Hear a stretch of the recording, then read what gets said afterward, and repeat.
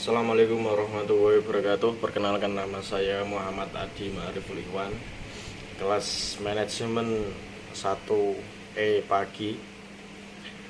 Saya akan mempresentasikan tugas saya tentang kontribusi ilmu pengetahuan dan teknologi iptek dalam perkembangan ekonomi Islam.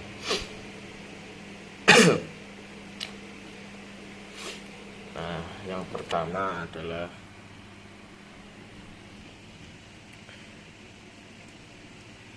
dalam PPT saya yang berisi 1. Pengertian iptek atau ilmu dan pengetahuan dan teknologi. 2. Pengertian ekonomi Islam. 3. Hubungan iptek dalam perkembangan ekonomi Islam. Dan 4. Kesimpulan.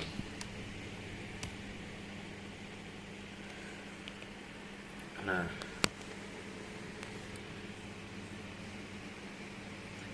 pengertian iptek dan teknologi. Iptek adalah singkatan dari ilmu pengetahuan teknologi, yaitu suatu sumber informasi yang dapat meningkatkan pengetahuan ataupun wawasan seseorang di bidang teknologi. Dan dapat juga dikatakan definisi iptek ialah merupakan segala sesuatu yang berhubungan dengan teknologi, baik itu penemuan yang baru yang bersangkutan dengan teknologi ataupun perkembangan di bidang teknologi itu sendiri. 2. Pengertian ekonomi Islam.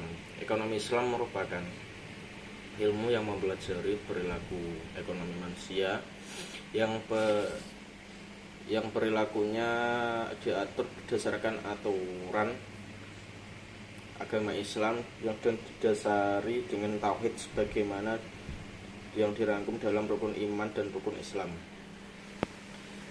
Masalah utama perkembangan sistem ekonomi seperti kemiskinan, pengangguran, kesenjangan ekonomi dan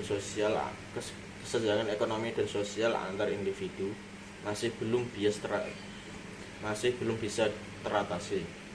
Salah satu faktor alasannya adalah karena tidak diperhatikannya variabel lain seperti sosial, hukum, politik, budaya, dan variabel perkembangan lainnya.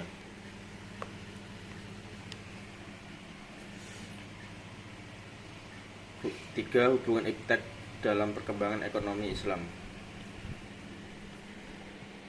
Perkembangan iptek adalah hasil dari segala langkah dan pemikiran untuk memperluas, memperdalam, dan mengembangkan iptek. Ada berbagai alasan umat Islam untuk menguasai ilmu pengetahuan dan teknologi atau iptek. A. Ilmu pengetahuan yang berasal dari dunia Islam sudah diboyong oleh negara-negara barat. Ini fakta yang tidak bisa dipungkiri.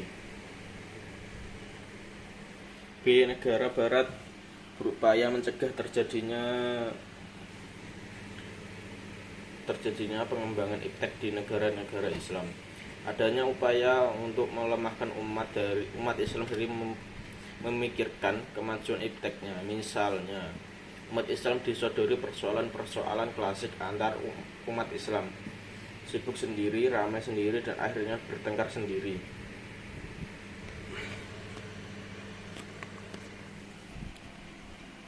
Kesimpulan, di Indonesia masih terus digembor-gemborkan dan masih sangat relevan untuk dibicarakan dan didiskusikan bagi setiap orang, baik dari kalangan muslim bahkan non-muslim.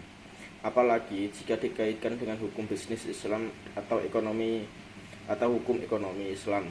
Pembahasan ini sangat menarik dan mendapatkan tempat di hati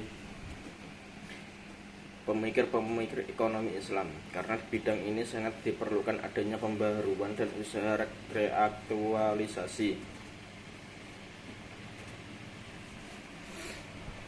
Sistem ekonomi Islam merupakan perwujudan dari paradigma Islam.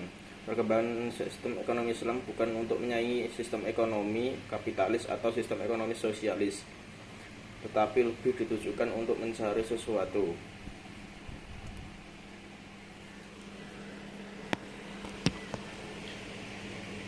Dan cukup sekian presentasi dari saya, kurang lebihnya saya mohon maaf.